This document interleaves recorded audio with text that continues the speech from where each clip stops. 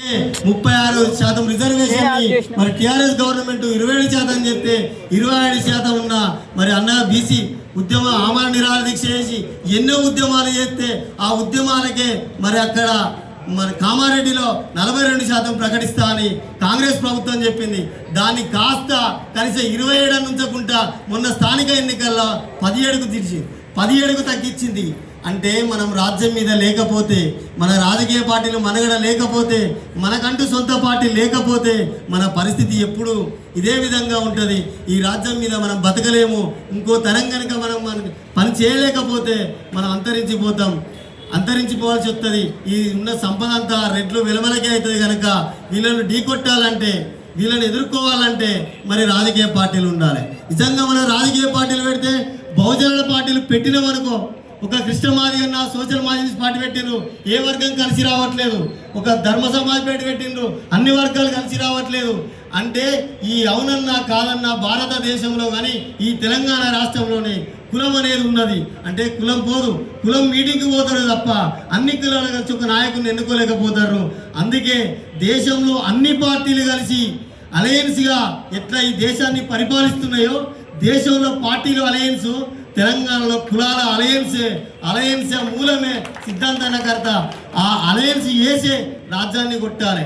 నిజంగా మనం పార్టీ పెట్టి ఒక్కొక్క కుల సంఘాలు చైతన్యమైన తర్వాత ఒక లీడర్ను కొనడం పెట్టిర్రు. ఒక లీడర్ను కొంటే ఆ వర్గం అంతా వెళ్ళిపోయింది. అట్లా ఈ 70 ఏళ్ళల్లా వీళ్ళు అటు తిరుగుడు ఇటు తిరుగుడు అయింది తప్ప రాజ్యం రాలే. ప్రజలు విసికించిపోయారు. ఈ చైతన్యం కుల సంఘాలను మరో వరగదొక్కాలంటే ఈరోజు అగ్రకులాలు చేసిన ప్లాన్ ఏంటిది అంటే ఓటు నోటు కొనడం మొదలు పెట్టారు. అంటే బహుజనుల దగ్గర డబ్బులు ఉండవు, బహుజనుల దగ్గర పైసలు ఉండవు, ఓటుకు 10,000 ఇచ్చి కొంటే వాళ్ళు కొనలేరు అనే కాన్సెప్ట్ తోటి ఈరోజు డబ్బులక మయం. ఒక్కొక్క విలేజ్లా మొన్న స్థానిక ఎన్నికల్లో సర్పంచ్ ఎలక్షన్లు పెడితే 1,50,000 10,000 మినిమం 4-5 ఓటు కొనబెడతారు. అంటే ఈ కొనడం ఆపలేం. డబ్బులు వాళ్ళ దగ్గర ఉంది, సంపాదన వాళ్ళ దగ్గర ఉంది, విద్య వాళ్ళ దగ్గర ఉంది, ఈ గవర్నమెంట్ ఆస్తులన్నీ వాళ్ళ దగ్గర ఉన్నాయి. అవకాశం వచ్చినప్పుడు అమ్ముతారు, అవకాశం వచ్చినప్పుడు కుదబెట్టుకుంటారు. ఈరోజు యూనివర్సిటీలో భూములు అమ్ముతారు, SC ST భూములు అమ్ముతారు.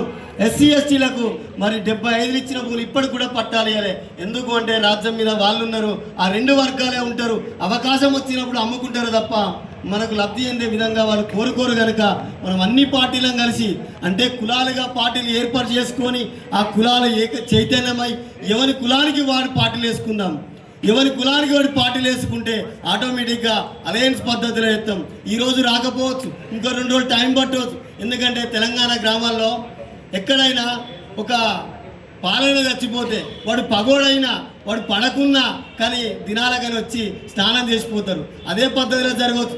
రేపు తెలంగాణ రాష్ట్రంలో కూడా ఏ కులం కాకులం చైతన్యమవుతుంది. మేము రెడ్లను వెలమల కూడా విమర్శించట్లేము. వాళ్ళ వాట ఎంతో వాళ్ళకి ఇస్తాం. మన దాంట్లో అందరికీ అవమానం ఉన్నది.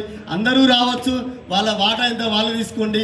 మిగతా వాళ్ళ జనాభా ప్రకారం ఎవరి జనాభా ఎంతో వాళ్ళ సీట్లు తీసుకొని రేపు రాజ్యం పంచుకోవడానికి అవకాశం ఉంది. అందుకే అన్ని కుల పార్టీలు ఏర్పాటు చేసుకోవడం జరుగుతుంది. ఈ కుల పార్టీలందరికీ వచ్చిన మీ అందరికీ నా ప్రత్యేక జై భీమ్.